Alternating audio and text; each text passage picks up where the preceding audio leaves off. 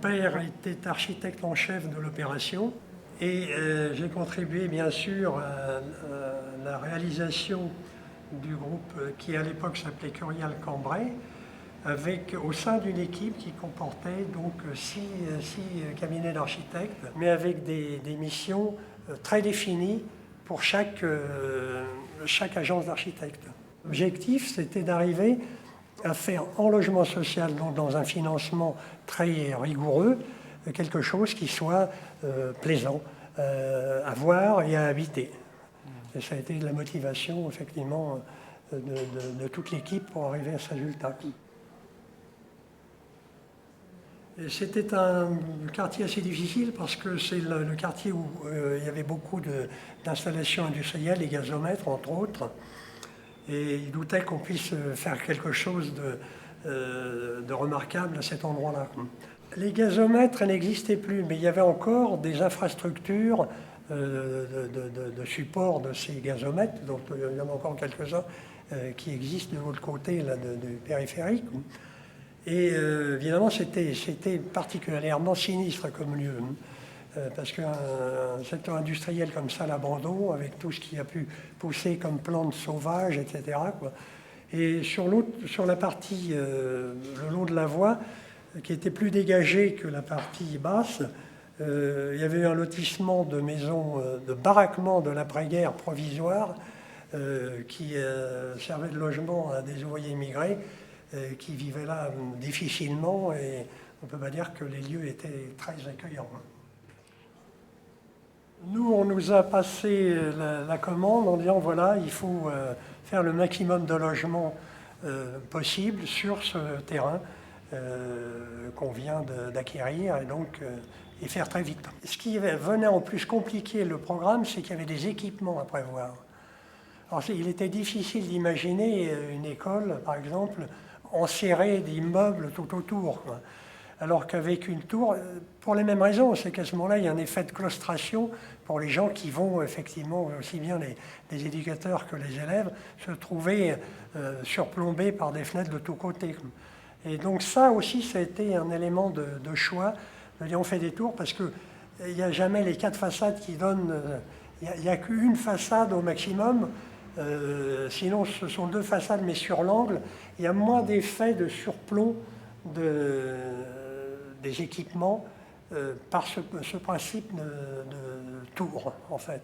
D'ailleurs, on le voit sur les maquettes qui sont faites là, les équipements ne sont pas enserrés, ils sont au pied des immeubles, mais ils ne sont pas enserrés dans une architecture composée de murs périmétriques sur les terrains.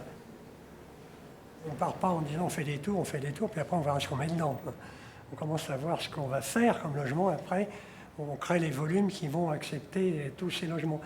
Or, le principe, si vous voulez, de la tour, c'est intéressant parce qu'il y a un escalier central et il n'y a pas de distribution en couloir de grande longueur. Vous avez un palier, un noyau de circulation, et on tourne autour de ce noyau, et là, on accède à différents logements.